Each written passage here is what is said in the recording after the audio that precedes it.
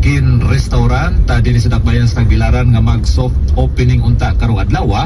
Mibuto og nasunog kaganang kadlawon. Gituuhang likid sa linya sa LPG ang hinungdan sa pagbuto.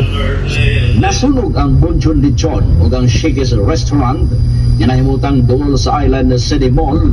Human mibutok ang LPG o liquefied petroleum gas sa alas 2:15 kaganang adlaw. Si Senior Fire Officer Juan Ervin Bungalos, Fire Investigator sa Tagbilaran City Fire Station nga nainabi sa DOD Patrol balita karong buntag, niingon nga posibleng nag-leak ang linya sa LPG sa Bonjon Lechon hinungdan sa kusog ng pagbuto.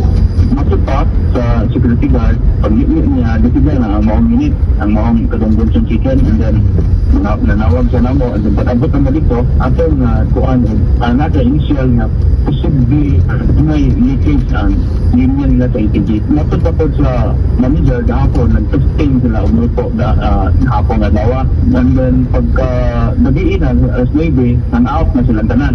So, posible dahil leakage ato, and then mo na ito ang tanawon, nanong libuto to siya. Hingpit nga naguba ang Shakey's o ang ablihan unta karong adlaw nga Bonjon Lechon. Ang tapad nga Kines Roger na ang inom naguba ang Alcoba.